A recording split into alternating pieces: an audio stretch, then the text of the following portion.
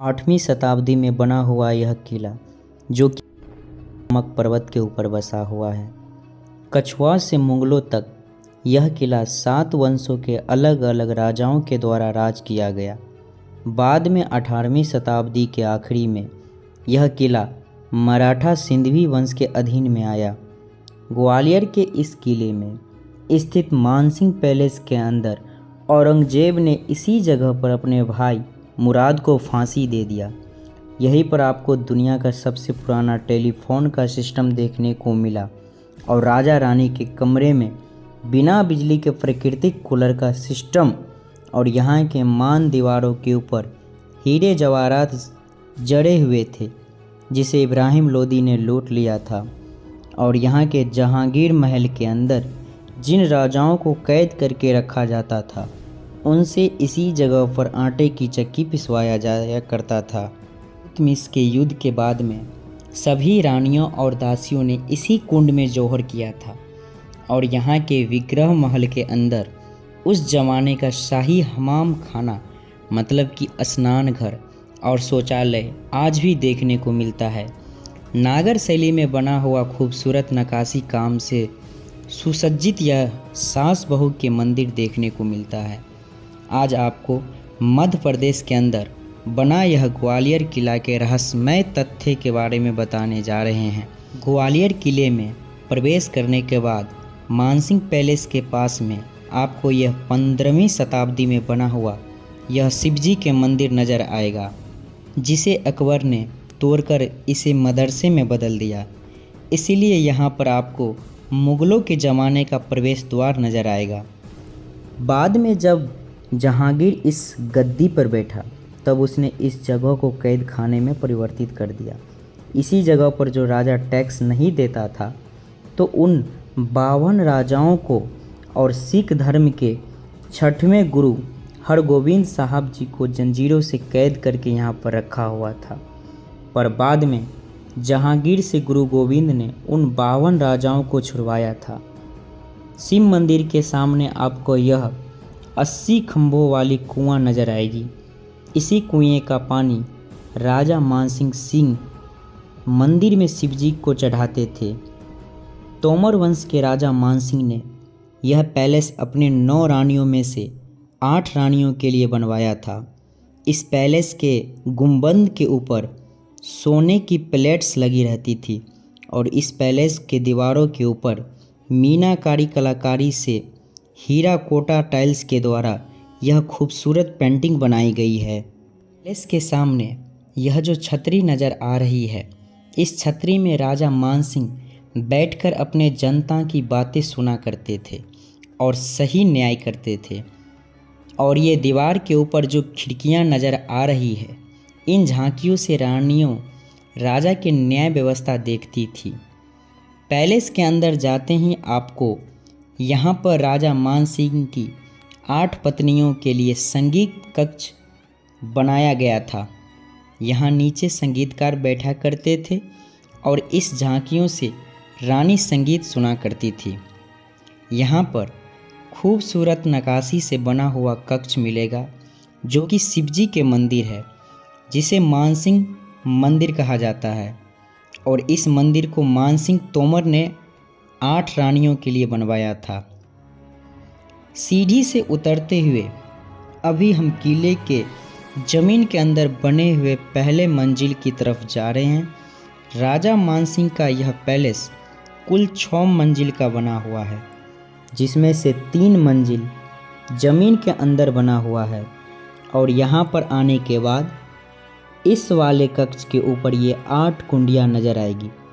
इस जगह पर 8 झूले हुआ करते थे। बाद में यह किला जब मुग़ल शासन में गया तब औरंगजेब ने इस घर को फांसी घर में परिवर्तन कर दिया और औरंगजेब ने अपने भाई मुराद को इसी जगह पर फांसी लटका दिया था। जब राजा युद्ध या शिकार पर जाया करते थे तब राजा के सभी रानियां इस कक्ष में खड़े होकर राजा की प्रतीक्षा किया करते थे, जो कि ये दूसरी मंजिल पर यह कक्ष था। और इस कक्ष से आपको ये वाली खिड़की नज़र आएगी खिड़की से देखने पर यह वाला झंडा नजर आएगा। जब भी राजा युद्ध को हार जाया करते थे तो इस झंडे को नीचे किया जाता था। बाद में 1523 में इब्राहिम लोदी ने इस राज्य पर आक्रमण किया। तब राजा मानसिंह की मृत्यु हो चुकी थी और इस झंडे को नीचे किया गया था। और नीचे किए हुए झंडे को देखने के बाद सभी रानियों को पता चला कि राजा मानसिंह की मृत्यु हो चुकी है। इब्राहिम लोदी के सैनिकों ने रानियों को उठाकर लेकर जाने के लिए इस पैलेस पर हमला बोल दिया था। यह सब देखकर सभी रानियों ने तीसरे महल के अंदर यह कक्ष में बना इस कुंड में सभी रानियां जौहर कर लिया था। और जौहर करने से पहले यह कक्ष रानी का बहुत ही बड़ा स्नान घर हुआ करता था। पानी को कुंड में से निकालकर चंदन की लकड़ियां डालकर अग्नि जलाकर रानियों ने जौहर किया था। और इस किले का यह दूसरा जौहर है। इस कक्ष के अंदर राजा मानसिंह के ज़माने के आपको ये वाला टेलीफोन सिस्टम नज़र आएगा। चूने और मिट्टी से बना हुआ 3 इंच के पाइप के जरिए यह इंटरकॉम टेलीफोन सिस्टम सभी रानियों के कमरे से जुड़ा हुआ था और इसके जरिए राजा अपने सारी रानियों से बातचीत किया करते थे। अब यह जगह मानसिंह पैलेस के दूसरे आंगन की है और यहाँ पर भारत भ्रमण करने के लिए आए हुए चाइनीज व्यापारियों के जरिए यहाँ पर रंग महल का निर्माण करवाया गया था। इसीलिए इस जगह पर चाइनीज ड्रैगन, यहाँ के छतरी आपको चाइनीज शैली के द्वारा निर्मित दिखाई देती है। और यह वाली जगह राजा मानसिंह के ज़माने में ओपन डांसिंग हॉल हुआ करता था। इसी रंग महल के अंदर आपको 500 साल पुराना कूलर का सिस्टम देखने को मिलता है। ये जगह गर्मियों के मौसम के समय में राजा और रानियों का बेडरूम हुआ करता था और इस जगह पर 2 फैन की प्लेट्स लगी रहती थी। 350 फीट के ऊपर स्थित होने के कारण जब हवाएं दीवार से टकराकर चलती थी तब बाहर की प्लेट घूमने के कारण अंदर की भी प्लेट घूमती थी। और इस जगह पर गुलाब और केसर का मिश्रण के पानी डाला जाता था और इसके ऊपर खसखस की जाली लगी रहती थी। जब हवा चलती थी तो खुशबू हवा के साथ में आती थी। राजा मानसिंह जी के पैलेस देखने के बाद आपको वहीं थोड़ी दूर में कर्णम महल देखने को मिलेगा और यह जो कर्णम महल है यह राजा मानसिंह के पैलेस से भी 100 साल पुराना है।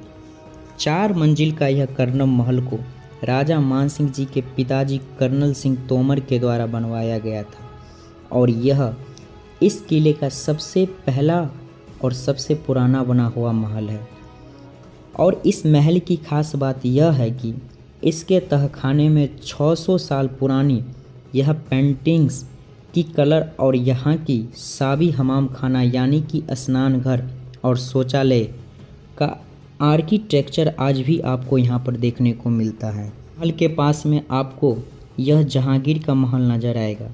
जब यहाँ पर मुग़लों का शासन आया तब जहांगीर ने जो राजा विद्रोह करते थे उन राजाओं को और लोगों को इसी जहांगीर महल में कैद करके रखा हुआ था और उसको इसी जगह पर यातनाएं देते हुए भारी भरकम पत्थरों से बने हुए आटे की चक्की चलवाई जाती थी। जहांगीर महल के ऊपर से देखने के बाद किले से नीचे आपको यह छोटा सा महल नज़र आएगा जिसे गुजरी महल कहते थे। और राजा मानसिंह की 9 रानियां थी, उसमें से 9वीं रानी जिनका नाम रानी मृगनयनी था वह इसी महल में रहा करती थी। कर्णम महल से आने के बाद ठीक एक बड़ा सा पानी का कुंड नज़र आएगा जो कि एक जौहर कुंड है। इस किले में 1232 के आसपास में जब राजा भृंगदेव जी युद्ध हार चुके थे और उनका देहांत हो चुका था तो उनके जितने भी रानियां थी और उस रानियों को जितने भी दासियां थी उन सभी लोगों ने यहाँ पर जौहर किया था। ये जो छतरी नज़र आ रही है यह भीम सिंह राणा जी की छतरी है जो जाट वंश के राजा थे।